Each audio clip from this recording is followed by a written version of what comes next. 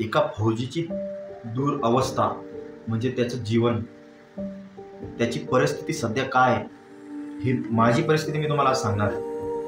मला व्हिडिओ बनवायचा नव्हता, परंतु काही कारणामुळे हा व्हिडिओ बनवण्यासाठी मी मजबूर झालो. कारण असं आहे, आज मी जी नोकरी करतो त्या पेमेंटमधून माझा 1 रुपया सुद्धा वाचत नाही. कारण असं आहे, जी लालूच असते आपल्याला, जी पैशाची लालूच मला लागली होती. माझ्या आयुष्यामध्ये एक व्यक्ती असा भेटला मला की साहेब तुम्ही 1 लाख रुपये द्या, तुम्हाला 1 लाखाचे मी प्रत्येक महिन्याला 10,000 रुपये देणार. तर मी विचार अरे बाबा तू कुठून देणार. तर त्यांनी मला सांगितलं की मी मार्केटिंगमध्ये शेअर मार्केट करतो आणि माझा कधीच लॉस झालेला नाही, मी प्रॉफिटमध्येच असतो वगैरे वगैरे. भरपूर त्यांनी मला असे प्रूफ दाखवले लोकांचे. आणि काही माझ्यासारखे भरपूर फौजी, बाकी जॉबवाले, टीचर, बँकवाले, बँक मॅनेजर, पोलीसवाले. तर मी त्याच्यावर भरोसा केला, म्हटलं असू शकते. आणि त्यानं मला 2 वर्ष कंटिन्यू पेमेंट दिलं. मी स्टार्टिंग केली होती 1 लाखापासून, जे मी सेव्हिंग करत करत माझ्या पेमेंटमधून घर खर्चामधून जी सेव्हिंग केली त्यामधनं मी त्याला 1 लाख रुपये दिले. तो मला प्रत्येक महिन्याला 1 लाख रुपयाचे 10,000 रुपये पर महिना द्यायचा. मग तो बोलला की एक काम करा ना साहेब, तुम्ही अजून कोणी कस्टमर वगैरे असतील तर तुम्ही मला द्या, मी त्यातनं तुम्हाला इन्कम देईल, पर्सेंटेज देईल. तर मला पण वाटलं हो, तो मला पैसे तो देतो प्रत्येक महिन्याला. मग मला तो कधी कॅश द्यायचा, कधी फोनपेवरती, गुगल पेवरती पेमेंट करायचा. तर मग मी काही लोक जुळवले माझ्यासोबत, म्हणजे माझ्या नावानं त्याला पैसे दिले माझ्या थ्रू. मी असं समजा की मी त्यांच्या मदतरी होतो ॲज अ विटनेस सारखं. मग मी असे कमीत कमी 10 ते 15 व्यक्ती त्याला जोडून दिले. कोणी 5 लाख, कोणी 10 लाख, कोणी 2 लाख, कोणी 30 लाख, कोणी 40 लाख, कोणी 50 लाख. असं करत करत 3 वर्ष भरपूर व्यक्तींना पेमेंट मिळालं. आणि मग त्यांनी एका हॉटेलमध्ये प्रोग्राम ठेवला, खूप मोठा प्रोग्राम ठेवला. मग तो प्रोग्राममधून कमीत कमी असे 100 ते 150 लोक जुळले. त्यांनी पण इन्व्हेस्टमेंट केली.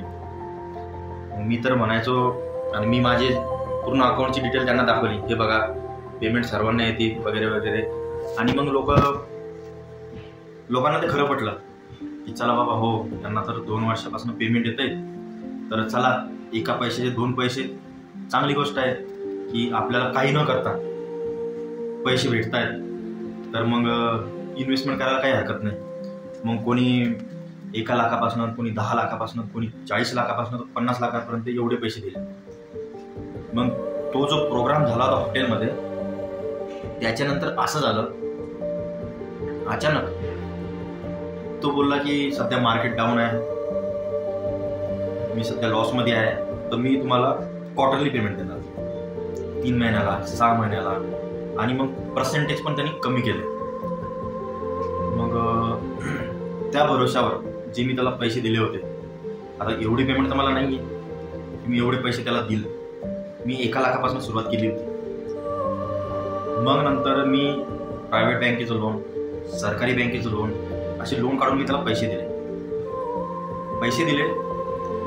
आणि तिसऱ्या वर्षी, जो 3रा वर्ष स्टार्टिंग झाला होता, तर मग तो 2 महिन्याला, 3 महिन्याला, 4 महिन्याला पेमेंट द्यायचं. तर मग 2 महिन्याचं, 4 महिने झाले तर मग 2 महिन्याचं, 6 महिने झाले तर मग 3 महिन्याचं, 4 महिन्याचं असं पेमेंट द्यायला लागला.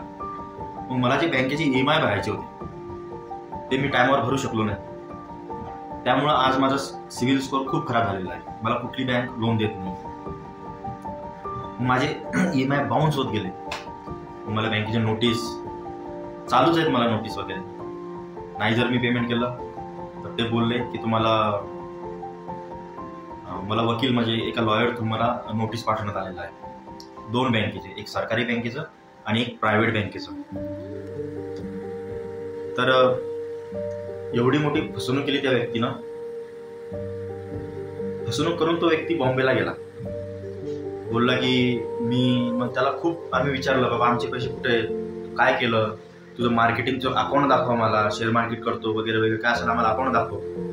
पण मग काही दिवसानंतर असं कळालं की तो इकडची टोपी तिकडे करायचा. म्हणजे इकडनं 5 लाख आले समोरच्याला द्यायचा, तिकडनं असे पैसे आले त्याला द्यायचा. मग कळालं हळूहळू, अरे हा मार्केटिंग वगैरे काही करत नाही आहे, आय थिंक याचा बहुतेक प्री प्लॅन होता असा काहीतरी, पैसे वगैरे इकट्ठा करायचे, जो स्कॅम करतात लोक, की मी तुम्हाला इतके पैसे देतो आणि ते 2-3 वर्ष चांगले चालतात, लोकांचं ते मन जिंकून घेतात, भरोसापूर्ण विश्वास टाकून घेतात. मग कंटिन्यू 1 वर्ष तो व्यक्ती बॉम्बेला होता. उद्या काम होणार आहे, मी तर प्रॉपर्टीमध्ये ह्या कंपनीमध्ये इन्व्हेस्टमेंट केले, ह्या कंपनीमध्ये माझे 35 कोटी लावले आणि इथनं येणारा पैसा भरपूर येणार आहे आणि 3 दिवसात काम होणार आहे, 2 दिवसात काम होणार, बस झालं आता अर्ध्या घंट्यात, 1 घंट्यात, 10 मिनिटात तुम्ही पैसे टाकतो. असं करत करत हे 2 वर्ष त्यानं घालवले. तर आता माझे बँकेचे 2 वर्षापासून EMI बाउन्स होत आलेले आहे. एक विचार करा, एक सामान्य व्यक्ती,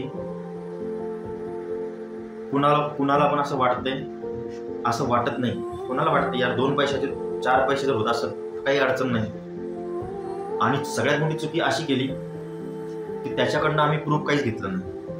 त्यांना खूप मन जिंकून घेतलं. आम्ही सख्या भावावर, बहिणीवर, बायकोवर, मुलावर, आई वडिलांवर एवढा विश्वास नाही टाकला, एवढा विश्वास त्याच्यावर टाकला नाही. आणि त्याने अशी फसवणूक केली. मग तो बॉम्बेला गेला. बॉम्बेला तर कंटिन्यू 1 वर्ष आम्हाला फसवलं. उद्या होणार, परवा होणार, 4 दिवसांना, 5 दिवसांना, 1 घंट्यात टाकतो, असं करतो, तसं करतो. एक वेळ अशी आली की मी माझ्या मुलाची फी सुद्धा भरू शकत नव्हतो स्कूलची.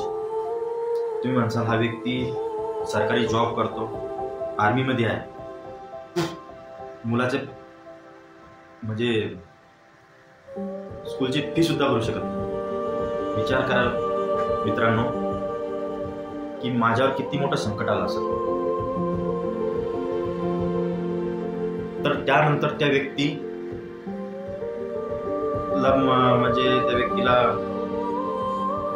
लोक थकले ना, प्रेमानं ऐकून थकले, आज उद्या करत त्यामधील काही व्यक्तीने त्याचा पोलीस स्टेशनमध्ये जाऊन रिपोर्ट दिला. मग त्याला पोलीस स्टेशनमध्ये त्याला पकडण्यात आलं, त्याला जेलमध्ये टाकलं. मग ज्या व्यक्तीने केस केली होती ते व्यक्ती मोठे होते, त्यांच्यासाठी 10, 40, 50 लाख काही मायने नव्हते त्यांच्यासाठी, पण आमच्यासाठी ते खूप मोठे होते, कारण आम्ही बँकेचे कर्ज काढले. मग आम्ही छोटे मोठे व्यक्ती सर्वांनी मिळून काय केलं की 200, 500 रुपये, 1000 रुपये असे करत आम्ही त्याच्या पोलीस स्टेशनचा खर्च, वकिलाचा खर्च, आम्ही वकील लावला स्वतःच्या मर्जीने आणि त्याला जेलमधून सोडवलं. 3 महिने तो व्यक्ती जेलमध्ये होता. आमचं सोडवण्याचं कारण, आमचा उद्देश हाच होता की तो सुटेल तरच आमचा पैसा भेटेल. त्या हेतून आम्ही त्याला सोडवलं. आज सुटून मित्रांनो त्याला 3 महिने झाले, 1 रुपया सुद्धा दिला नाही. आज आमची कंडिशन अशी झाली, आम्ही फक्त रात्री, दिवसभरात आम्ही जेवण करू शकतो, पण सुखी झोप, सुखी लाईफ. 105 घरं असे आहेत, त्याच्यामुळे सर्व घरांचं नुकसान झालं. बायको नवऱ्याचं भांडण होतं, मुलांची फी भरू शकत नाही, कुठं जाऊ शकत नाही, काहीच करू शकत नाही. जेवढी पेमेंट येते तुमच्या अकाउंटला येतील, ऑटो डेबिट होते, पूर्ण EMI मध्ये कटतात. कटून सुद्धा पैसे पुरत नाही, मायनसमध्ये अकाउंट चालू आहे. तर माझी एवढीच यूट्यूब फॅमिलीला आणि माझ्या जेवढे सबस्क्रायबर आहेत आणि जे कोणी नवीन पण बघल, माझी एवढीच विनंती आहे तुम्हाला हात जोडून, हा व्हिडिओ मी कधी बनवत नाही जास्त करून, पण व्हिडिओ बनवण्याचं कारण एवढंच आहे की मला तुमच्या सर्वांची मदतीची गरज आहे. मला तुमच्याकडून पैशाची गरज नाही आहे, फक्त जेवढं होईल या यूट्यूबच्या माध्यमातून मला जो इन्कम मिळेल, त्या इन्कमसाठी माझा कुठला वाईट उद्देश नाही आहे. हे यूट्यूबच्या माध्यमातून मला जी पेमेंट येईल त्यामधून मला जे सहकार्य भेटेल आणि मी पूर्ण यूट्यूब फॅमिलीला आणि माझे सबस्क्रायबर आणि जे नवीन कोणी मला बघेल त्यांच्यासाठी एवढी हात जोडून कळकळीत एका फौजीची विनंती आहे, व्हिडिओ माझा खूप व्हायरल करा आणि मला शेअर करा, लाईक करा, कमेंटमध्ये ज्यांना कोणाला मला मदत करायची असेल, कारण की तो व्यक्ती सुटून सुद्धा पैसे देत नाही, अजून सुद्धा टाळतो आणि त्याची बोली भाषा जी आहे ती बिलकुल टाईट आहे. ॲज अ सरकारी जॉब करतो, 1 महिना 1.5 महिना सुट्टी घेऊ शकतो, किती दिवस त्याच्या मागे येणार, मी नाही फिरू शकतो त्याच्या पाठी, कारण हे घरी आल्यावर सुख दुःख, नातेवाईक, सगळ्या गोष्टी सर्व बघावं लागतं.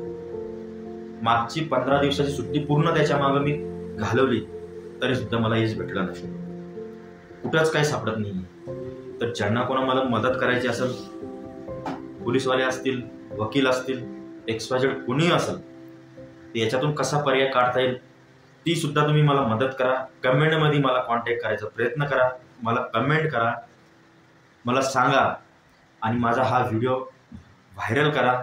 फक्त याच्यासाठी म्हणतोय, मला व्हायरल व्हायचं नाहीये, मला पॉप्युलर व्हायचं नाहीये. मला सध्या पैशाची गरज आहे आणि मला कुठंच असं साधन नाहीये की मी जिथून पैसा भेटल आणि कोणी मला माझे नातेवाईक देतील. कारण की इव्हन माझे नातेवाईक सुद्धा याच्यामध्ये जुळलेले आहेत. माझी जी कंडिशन आहे त्यांची सुद्धा तीच कंडिशन आहे. तर मदतीचा हात म्हणून एक भाऊजीला तुमच्यासाठी कळकळीची विनंती करतो, मला सहकार्य करा आणि मला कमेंट करून सांगा की तुम्ही मला कशा प्रकारे मदत करू शकता.